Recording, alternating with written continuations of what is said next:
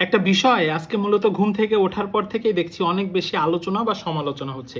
মানে আলোচনা সমালোচনার বিষয়টা হচ্ছে কালকে রাতে যে আর্জেন্টিনার ব্রাজিলের খেলা হলো, ও সরি, আর্জেন্টিনা পর্তুগালের খেলা হলো, ও সরি, আর্জেন্টিনা মিশরের যে খেলাটা হলো, সেই খেলায় মূলত পাতিত্বমূলক আচরণ করার কারণে রেফারির নামে অনেক কথা হচ্ছে, আর্জেন্টিনা চোর এমন নিয়ে অনেক কথা হচ্ছে।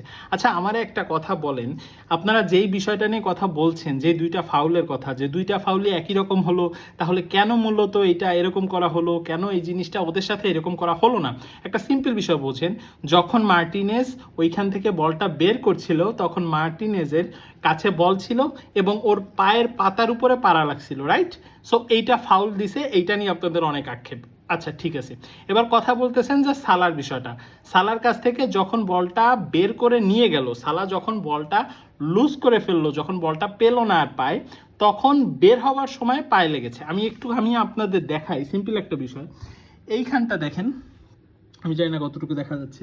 প্রথমে মার্টিনেজের বিষয়টা হচ্ছে ওর পায়ের উপর যে পাড়া রয়েছে এবং বলটা কিন্তু এখন ওর কন্ট্রোলে, কিন্তু পরবর্তীর বিষয়টা দেখেন, এই সেক্টরটায় হচ্ছে অলরেডি বল চলে গেছে, বল এইখানে অলরেডি চলে গেছে, তারপরেও বের হওয়ার সময় ওর পায়ের সাথে পা লাগে। সো এইটা আপনারা পেনাল্টি দাবি করতেছেন, আর এইটা আপনারা ফাউল দিতে যাচ্ছেন না।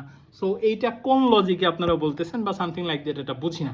তাতে আমার কোনো প্রবলেম ছিল না, খেলা নিয়ে ট্রোল হবে, কথা হবে, এটা স্বাভাবিক। কিন্তু সব থেকে বেশি অবাক লাগলো সেটা, কোচ যেই কাহিনীটা করতেছে, এখন দেখলাম যে সে ফিলিস্তিনি সমর্থন করছে, এই জয়টা সে মূলত ফিলিস্তিনিদের দিতে চাইছিল, মানে ডেডিকেট করতে চাইছিল, এমন একটা বিষয়। আমার একটা সিম্পল কথা, আগে যে ম্যাচগুলো জিতছেন সেগুলো ফিলিস্তিনিকে কেন ডেডিকেট করেন নাই? আর এটা তো অবভিয়াসলি ফাইনাল ম্যাচও না যে ফাইনাল ম্যাচ আমি ফিলিস্তিনিকে ডেডিকেট করতেছি এই জয়টা। আর তাহলে প্রথম ম্যাচটা আপনারা জেতার পরে কেন ডেডিকেট করলেন না? প্রথম কথা। দ্বিতীয় কথা হলো, এখন ফিলিস্তিনি নিয়ে আলটিমেটলি সিম্পেথি গেইন করা ছাড়া আর কিছুই না। তার একটা কারণ হচ্ছে, যখন ফিলিস্তিনিতে আক্রমণ হইল, তখন মিশরের এমন কি পদক্ষেপ ছিল? ছিল?